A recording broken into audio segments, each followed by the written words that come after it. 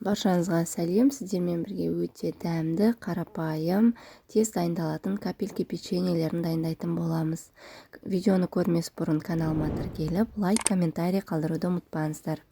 Ең алдымен бізге үлкен жұмыртқа, қопсытқыш, сұйық май, қант ұнтағы және ұн қажет болады. Ыдысымызға үлкен жұмыртқамызды салып, оның үстіне разрыхлительді салып, миксермен жақсылап миксерлейміз.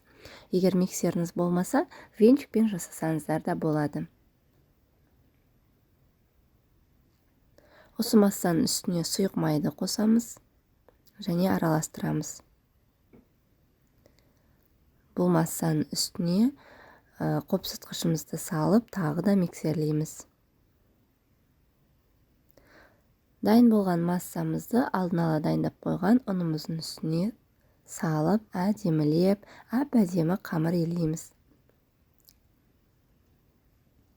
Бізде сондай жұмсақ, өте нәзік, песочный тесто болады. Бұл қамырды дайындап болған соң, ешқандай холодильникке де, морозильникке де салудың қажеті жоқ. Қалай илеп болдыңыз, солай жұмыс жасаймыз.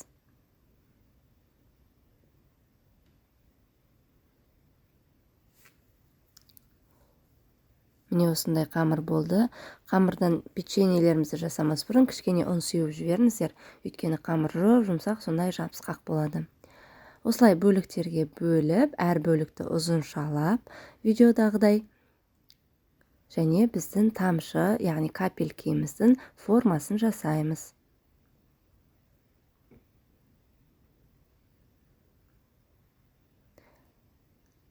Міне осындай болды. Осылай барлығын қатар-қатар қойып, қызып тұрған 180 градуста 25 минут пісіріп аламыз. Сәл сарғыштау болады. Аппақ болса тіпті әдемі болады. Печеньелеріміздің арасын алшақтатып қойыңыздар, піскенде ол кішкене көтеріледі. Және сары майымызға шоколадымызды қосып, микроволновкада ерітіп, немесе су буында ерітіп, осылай печеньемізге жағып, және кокосовый стружкамызды сеуіп ұсынамыз. Барлығын осылай жасап шығыңыздар.